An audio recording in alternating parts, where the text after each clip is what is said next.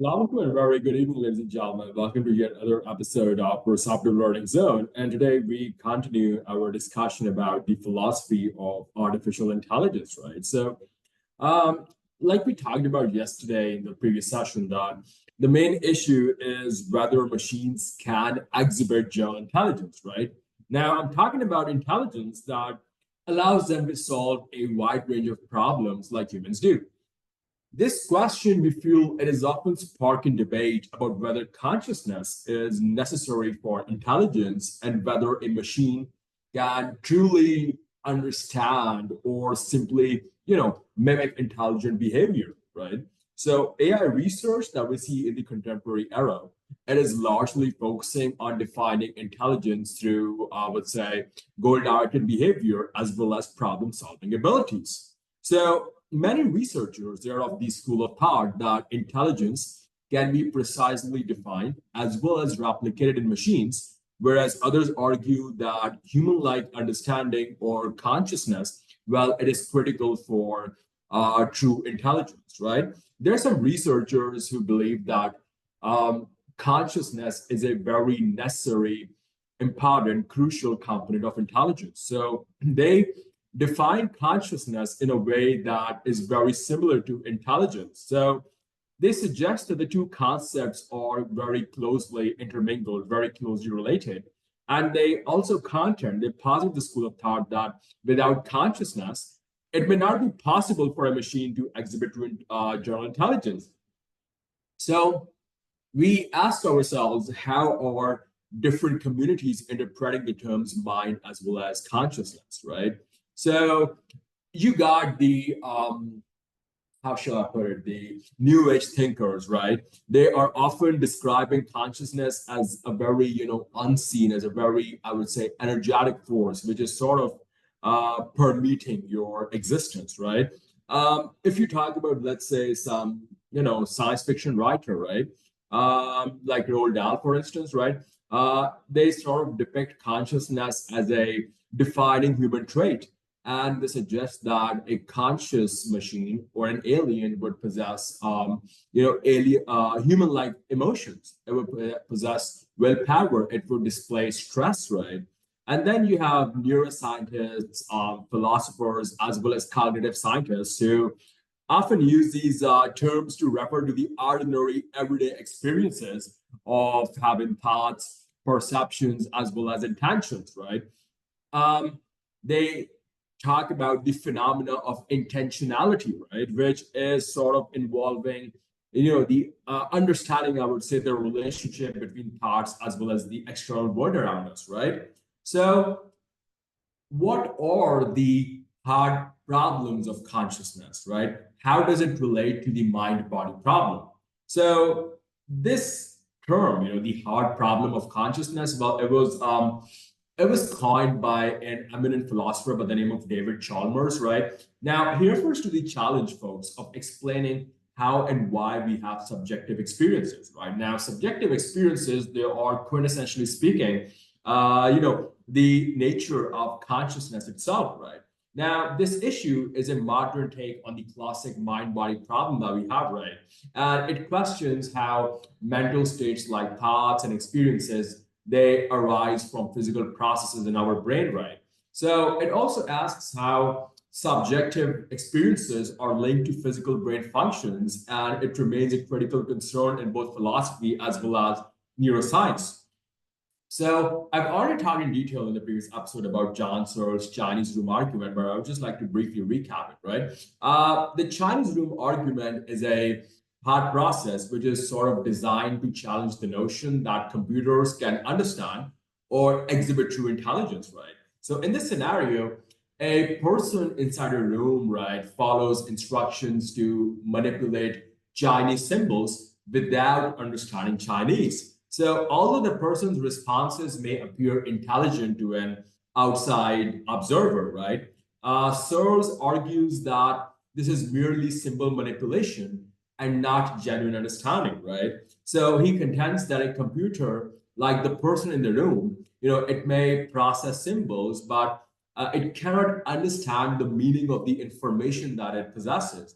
Therefore, even if a machine passes a complex high-octane test like the Turing test, exempli gratia, it may not truly end up possessing intelligence or consciousness, right? Now we have some, we have a wide array of responses as far as John Searle's Chinese room argument is concerned, right? If you look at the system's reply, right, it says that while the person inside the room does not understand Chinese, right, the entire system that comprises of the man as well as the program as a room, well, it might understand, right? The understanding could sort of emerge from the interaction between various elements. Then you have the robot reply. What is the robot reply, right? Some argue that to fully understand Chinese, the system needs interaction with the physical world. So implying that if the system had eyes, it had hands, it possessed a body, then it would end up truly grasping the meaning. And then we talk about the brain simulator reply. Now, this response suggests that if a computer were to simulate the neural activity of a Chinese speaker's brain, it could replicate understanding in a way that parallels how a brain works, right? Then it sort of makes you, sort of reminds you of the computational theory of mind, right? The computational theory of mind, or computationalism as we call it asserts that the mind, well, it operates like a computer, right? With the brain functioning as the hardware and your mental processes functioning as the software, right?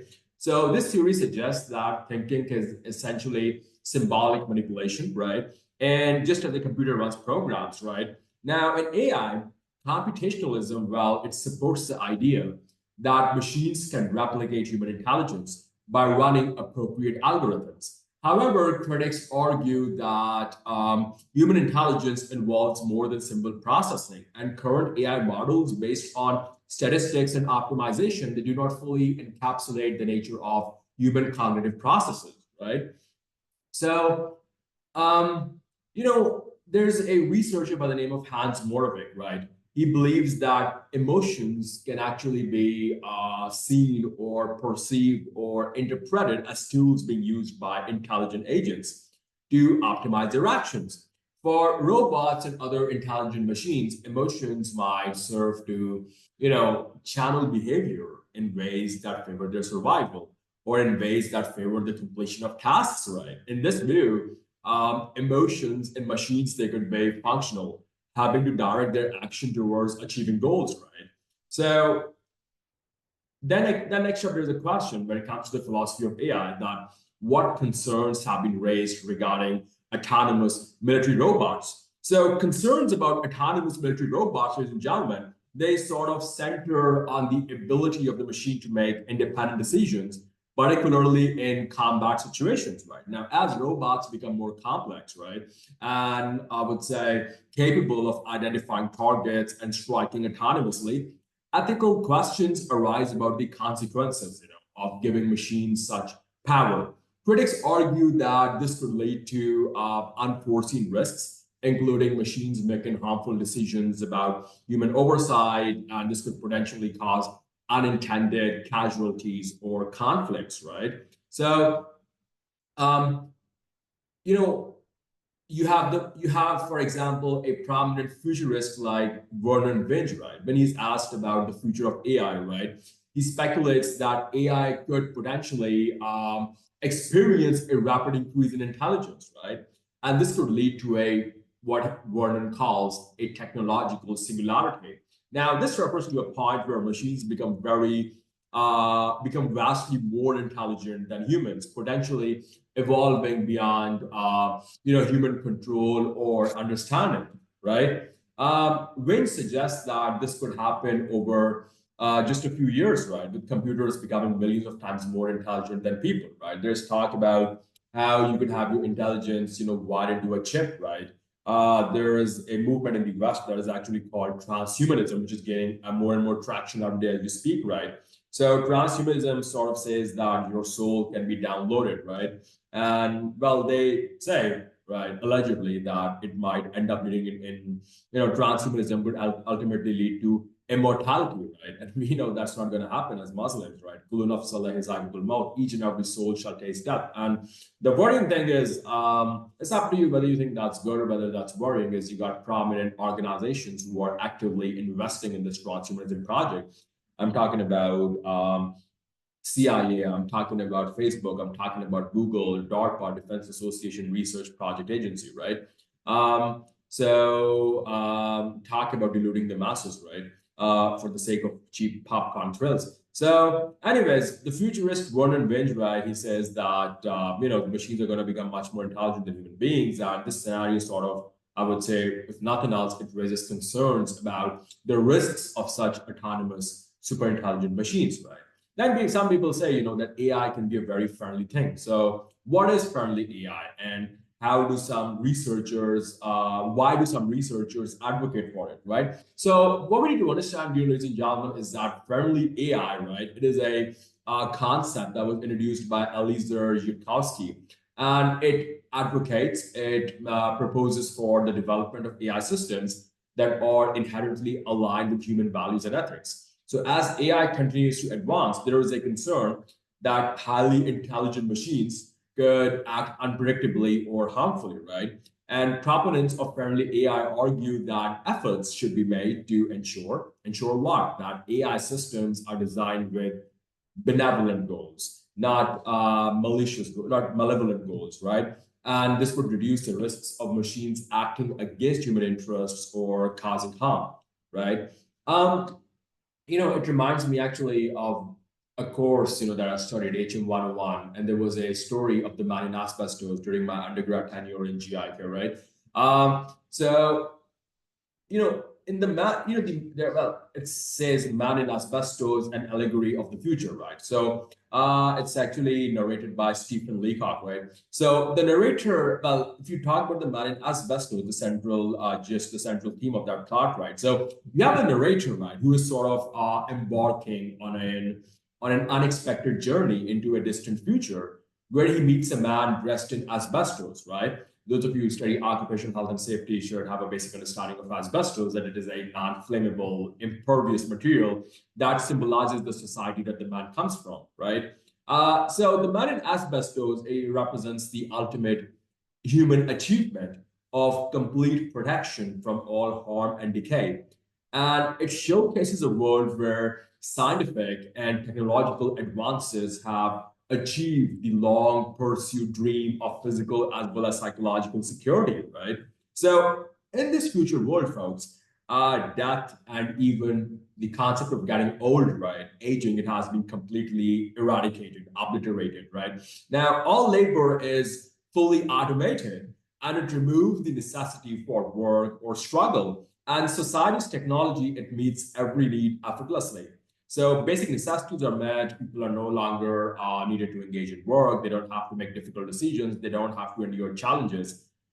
But what the narrator finds out is that instead of a what you call an ideal result, it sort of becomes a pseudo ideal result, right? Because as he converses more and more with the man in asbestos, he quickly realizes that the very qualities that have made life comfortable have actually ended up, stripping humanity of its purpose and meaning, right? The man in asbestos, he sort of embodies or represents a figure who is physically secure but existentially empty, right? He describes a life where ambition, love, creativity, and even genuine happiness are sparse to non-existent. So without any challenges or uncertainty, life in this future is a drag. Well, it's extremely monotonous, and it is totally 101% devoid of joy or passion. So people exist in a perpetual state, I would say, of boredom and apathy, and they're deprived of any purpose beyond, just mere existence. So this world, Leacock describes that while it is ostensibly a utopia, it is instead of while some people would imagine that it is a utopia, what it actually is a haunting vision of a stagnant society where people's lives have lost all meaning due to their inability to experience imperfections, which may be imperfect, but ultimately lead to growth, conflict, as well as desire. right? So through Leacock's story of the man in asbestos and allegory of the future, right? We end up coming across some philosophical implications for artificial intelligence. Now, this story, mind you, fellas, it was written long before the development of artificial intelligence, but you can't help but feel that it's ominous. It's very, sort of prophetic, right? It seems like a prophecy about the future, right? It raises themes and questions that resonate deeply with contemporary philosophical concerns about AI as well as automation, right? So we talk about the pursuit of security and efficiency versus human fulfillment. So just as the man in asbestos is insulated from every conceivable harm or discomfort, AI technology, it aims to make our lives more secure, more efficient and comfortable, right? With AI, we are beginning to eliminate the need for human labor in many fields. You got automatic routine decision making. You got increased safety in industries from healthcare all the way to transportation.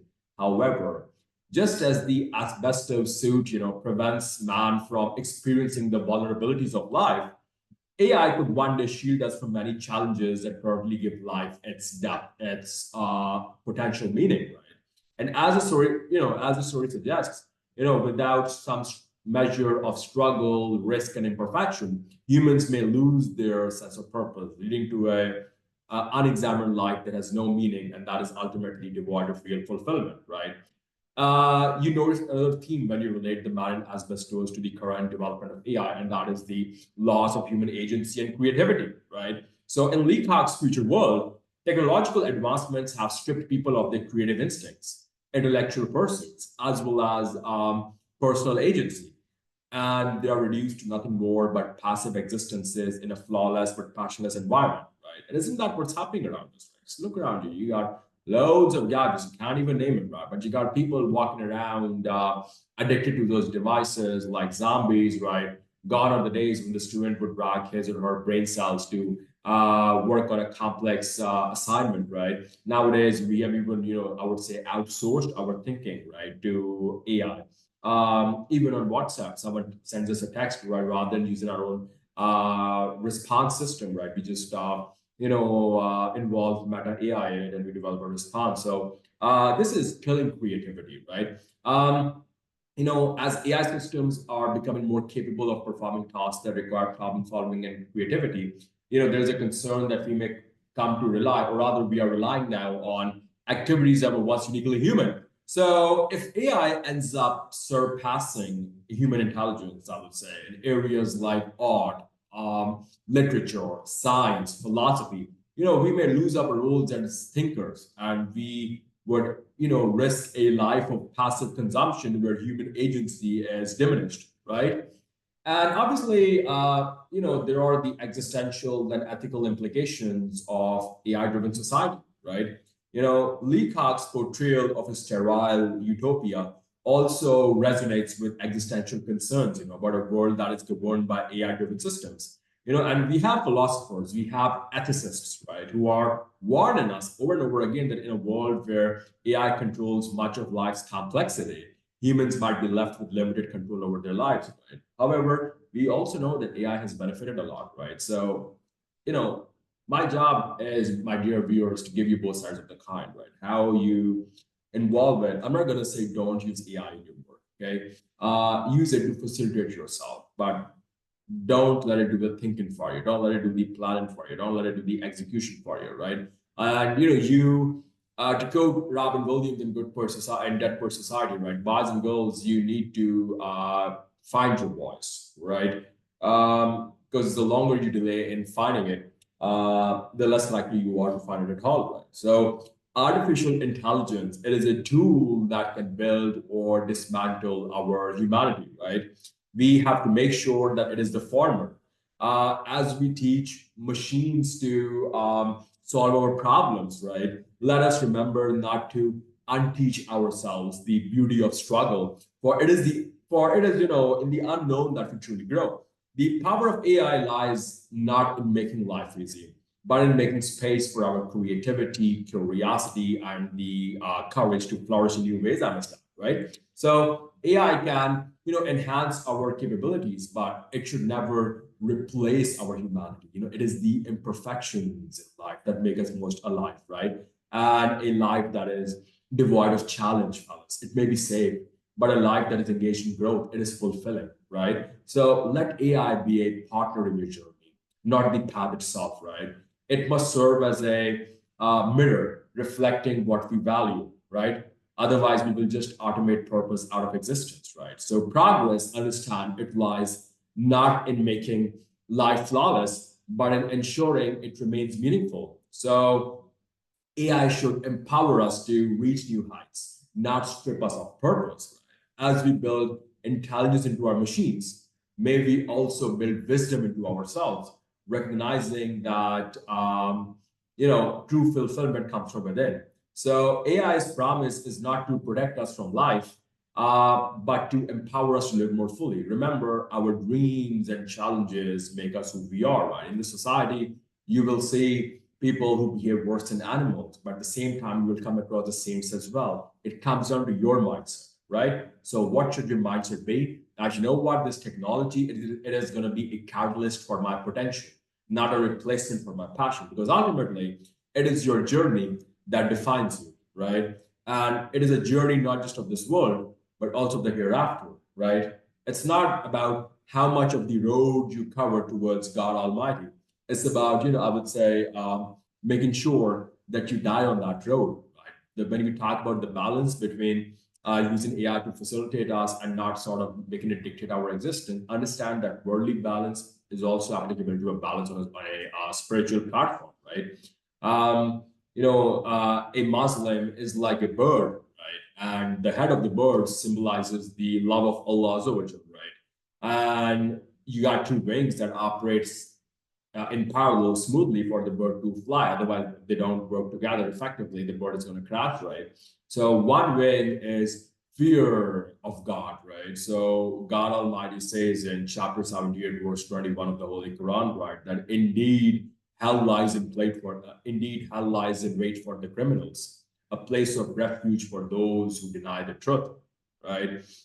Chapter 66, verse 6, O you who have believed, save yourselves and your families from a fire whose fuel is men and stones. Appointed over it are angels stern and severe. Indeed, they do not disobey their Lord.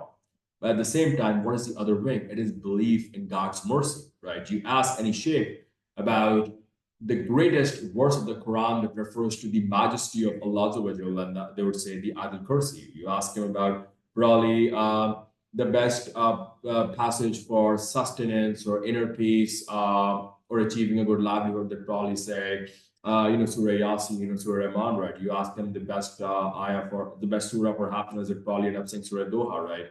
But for me, the most landmark and iconic verse in the Holy Quran is chapter 39, verse 53, when it comes to God's mercy, right? Which Allah says to the Prophet ﷺ to tell the people, and I quote, tell them, O my slaves who have transgressed against themselves by sinning, never ever doubt, never ever despair of the mercy of God. Indeed, Allah forgives all sins, right? Verily, He's most forgiving and most merciful. So you live a life of balance, right? You tend to things and you grow in ways that help you grow, right? And understand that you are neither too early nor you're too late. You're exactly where you're supposed to be. So trust your creator, trust yourself, and I promise you the right things will come in your life.